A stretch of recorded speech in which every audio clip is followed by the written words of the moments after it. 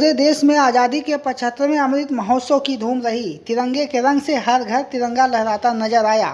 वहीं 76वें स्वतंत्रता दिवस के अवसर पर लखनऊ में आर्यावर्त बैंक ट्रेनिंग सेंटर में झंडारोहण किया गया। इस अवसर पर आर्यावर्त बैंक के चेयरमैन अमिताभ बनर्जी के साथ सभी बैंकर्स पदाधिकारी उपस्थित रहे। सभी ने एक विशेष ड्रेस टी शर्ट पहनकर उपस्थित होकर आज़ादी के महत्व और क्रांतिकारियों को याद करते हुए उन्हें नमन किया। वहीं आई कनेक्ट मीडिया से बातचीत के दौरान चेयरमैन अमिताभ बनर्जी ने कहा कि हमें आर्थिक आज़ादी मिले तभी देश खुशहाली के रास्ते पर आएगा। इसके लिए आर्यावर्त बैंक सदैव तत्पर है। वंदे मातरम, वंदे मातरम, शुभ्र ज्योत्स्नां पुलकितयामिनीं, फुल्लकुसुमति द्रुमदलशोभिनीं, सुहासिनीं सुमधुरभासिनीं,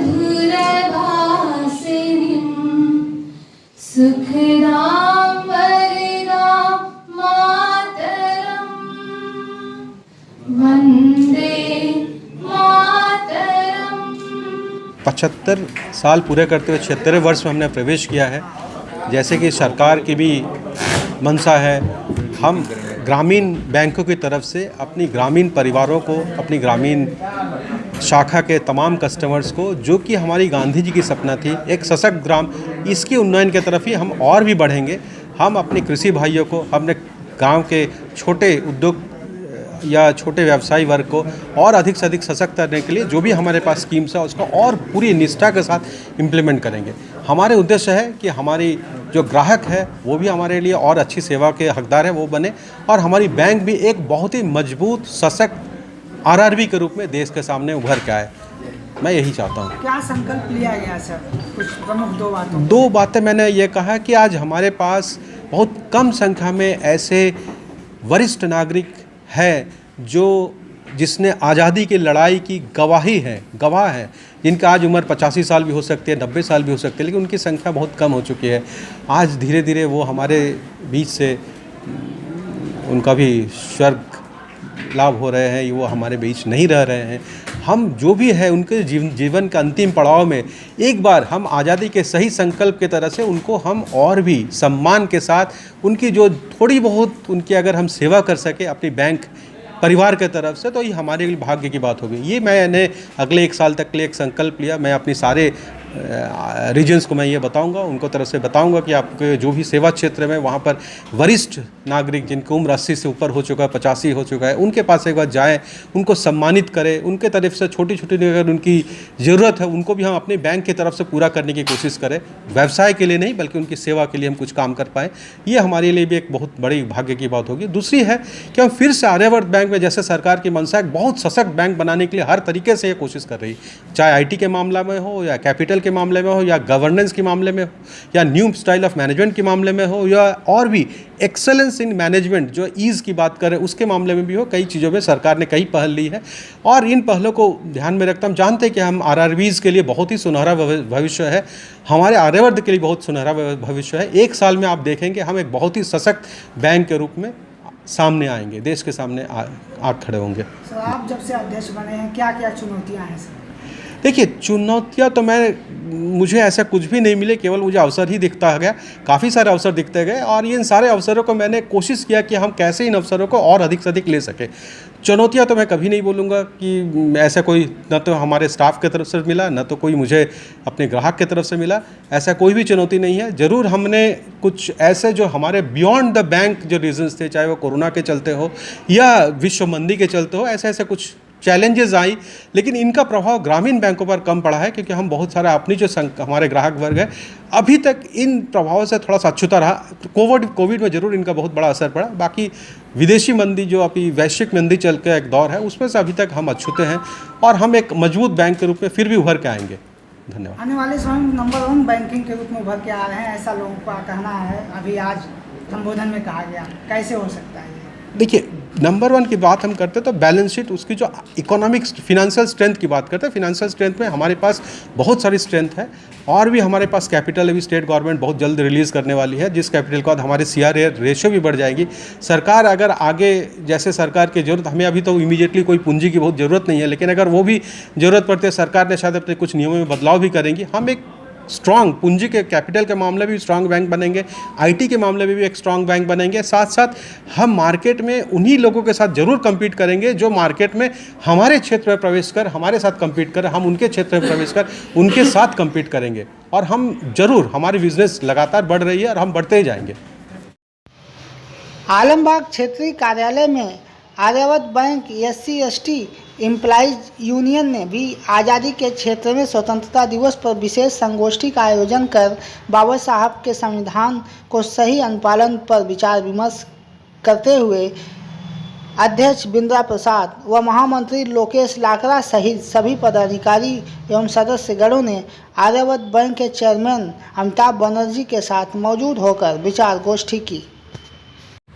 भारत देश की आज़ादी के 75 वर्ष पूरे होने पर और ये पूरा वर्ष आज़ादी का अमृत महोत्सव जो मनाया गया और उसकी कड़ी में आज हमारे Aryavart bank SC/ST employees welfare association के केंद्रीय कार्यालय में सभी प्रमुख पदाधिकारियों के साथ में और सदस्यों के साथ में बहुत हर्षोल्लास के साथ ये स्वतंत्रता दिवस की बेला पर इकट्ठे हुए और हर्षोल्लास के साथ मनाया गया। इस हमारे केंद्रीय कार्यालय के औचित्य को पूर्ण करने के लिए इसमें हम लोगों ने 12 बजे से 2 बजे तक की एक विचार गोष्ठी, जिसमें बाबा साहब के सपनों का संविधान जिसका मुख्य बिंदु रखा था, जिसका आयोजन किया गया है और जिसमें कुछ काफ़ी बुद्धिजीवी लोग भाग लेंगे और उसको साकार करने के लिए हम लोग इस पर एक बेहतर विचार विमर्श करके आगे बढ़ेंगे। बाबा साहब संविधान निर्माता हैं, क्या इस लोकतंत्र में बाबा साहब का संविधान पूर्ण रूप से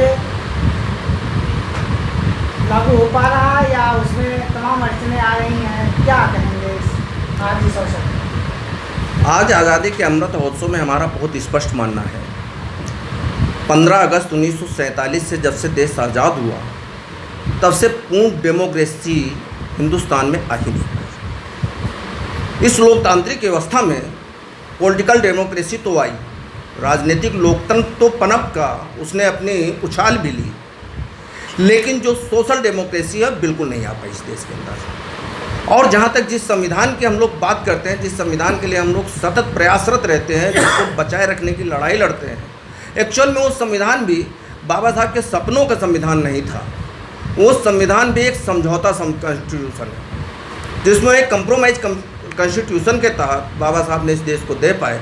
चूँकि उस समय जो संविधान सभा के सदस्य थे, उन बहुत परिस्थितियों के से बाबा साहब को भी गुजरना पड़ा था, लेकिन हम लोग ज़रूर कोशिश करेंगे, आज हमारा समाज इस बात को पूर्ण कोशिश करेगा कि हम बाबा साहब के सपनों के संविधान और सपनों के भारत की ओर इस व्यवस्था को लेके चलें। आप सर क्या कहना चाहेंगे? आज आज़ादी का जो अमृत महोत्सव मनाया लोगों ने देश भर में, घर घर तिरंगा, इस पर क्या कहना चाहेंगे? देखिए, सर्वप्रथम तो मैं समस्त देशवासियों को आज़ादी के अमृत महोत्सव के उपलक्ष्य में 75वें स्वतंत्रता दिवस के कारण सभी लोगों को बहुत बहुत बधाइयाँ, बहुत बहुत शुभकामनाएं। और मेरा ये मानना है कि राष्ट्रीय ध्वज जो आज घर घर तिरंगा के नाम से पूरे भारतवर्ष में फहराया जा रहा है, तो उससे एक जागरूकता, देश प्रेम की भावना जागृत करना है, जिसका उद्देश्य राजनीतिक कुछ भी कारण हो सकते हैं, परंतु ये एक एकता का प्रतीक है जो आज़ादी के समय ये हमारे साथ में चला है। जो तिरंगा झंडा है, इसमें 24 चक्र में 24 तीलियां हैं, जिसका अपना अपना एक अर्थ है, जो अपने आप को संपूर्ण परिवेश में मानव जाति के कल्याण की बातों से समाहित है। और बाबा साहब भीमराव अंबेडकर के संविधान द्वारा पूरे देश को सुचारू रूप से चलाने का प्रयास किया जा रहा है, परंतु जो वो चाहते थे उस तरह से उसको परिणित करने में बहुत सारी कठिनाइयाँ आ रही हैं, या उनकी मंशा में थोड़ा बहुत जो है कहीं ना कहीं ऐसा लगता है कि जो है पूर्ण आज़ादी खास करके हमारे SC/ST वर्ग के लोगों को अभी नहीं हुई है, क्योंकि बहुत सारी चीज़ें जो है जाति के आधार पर अभी भी इधर उधर सुनने में मिलते हैं। आए दिन बहुत सारे ऐसे केस होते हैं, फलाने दलित के साथ में ये अनर्थ हो गया, उसको वहाँ पे मार दिया गया, उसको वहाँ मार दिया गया। तो कहीं कहीं कभी कभी ऐसा लगता है कि हम पूर्ण रूप से आज़ाद नहीं हुए। क्या हमारा जो समाज है, जो पिछड़ा समाज है और दलित समाज है, क्या अभी लगता है कि 75 साल बाद ये 76वां साल हो गया, अभी समाज की मुख्य धारा से परे है? नहीं, ये निश्चित है कि जो है हम लोगों को जो आरक्षणगत नीतियों का समावेश बाबा साहब ने जो है संविधान में किया है, उसका पूरी तरह से परिपालन नहीं हुआ है, जिसकी वजह से हम लोग खास करके SC/ST वर्ग भारत में रहने वाला विविध क्षेत्रों में उनको समानता के रूप से अभी नहीं देखा जा रहा है। इसी वजह से जातिगत आधार पर बहुत सारे डिसीजन जो है गलत हो रहे हैं, जो उनको मुख्य धारा में लाने से वंचित करते हैं। भाजपा सरकार है, अभी राष्ट्रपति पद पर द्रौपदी मुर्मू जी को जो है बैठाया गया है और तमाम दलित और पिछड़े वर्ग के लोगों को अपने पार्टी में शामिल किया है, सरकार में है, इस पर क्या कहेंगे? देखिए, सबसे पहले तो मैं श्रीमती द्रौपदी मुर्मू जी भारत की राष्ट्रपति को इस बारे में बधाई देता हूँ कि वो हमारी समाज से जो है जुड़ी हुई है। ये तो निश्चित है कुछ ना कुछ तो वो अपने वर्ग के लोगों के लिए अवश्य ही कल्याण के विषय में ज़रूर सोचेंगी, और जो उन्होंने संविधान में दिए हुए प्रावधान हैं उनका परिपालन करवाने में सरकार को थोड़ा बहुत जो है ज़रूर जो है प्रेशर ये दबाव डालेंगी, ताकि वो भी लोग मुख्य धारा में आ सकें। ये मेरी उम्मीद है, आशा करता हूँ कि वो अपने कर्तव्यों का निर्वहन करते हुए भारत के समस्त देशवासियों को एकजुट एक साथ लाने का पूरा प्रयास करें, ताकि सुरक्षा और अधिकारों से वंचित समाज भी सभी लोगों के समान एक साथ आकर के एक लाइन में मेन स्ट्रीम में जुड़ के भारत का निर्माण कर सके।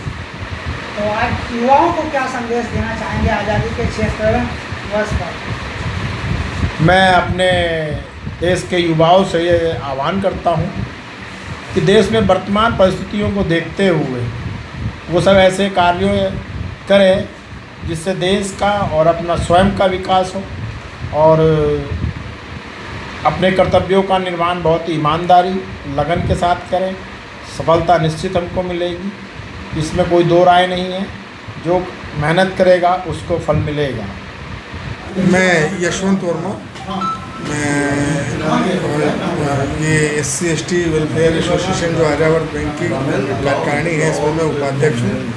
और मैं आज इस 75वें वर्ष जो हमारा अमृत महोत्सव आज़ादी का मनाया जा रहा है, और ये देखा जाए तो 76वां आज पर्व है, जिस पे हम अपने देशवासियों को आज़ादी के अमृत महोत्सव पे बहुत बहुत बधाई देना चाहता हूँ, शुभकामनाएं देना चाहता हूँ। बहुत बहुत बधाई। आज़ादी के अमृत महोत्सव के दौरान पूरा देश तिरंगे के रंग में रंगा था और हर घर तिरंगा अभियान भी सफल रहा। आर्यावर्त बैंक के क्षेत्रीय कार्यालय स्टाफ ट्रेनिंग सेंटर आलमबाग में झंडारोहण कार्यक्रम संपन्न हुआ। इस कार्यक्रम के आयोजक क्षेत्रीय प्रबंधक संजीव कुमार और मंच का संचालन आनंद तिवारी ने सफलतापूर्वक संपन्न किया। I connect news bureau, Lucknow.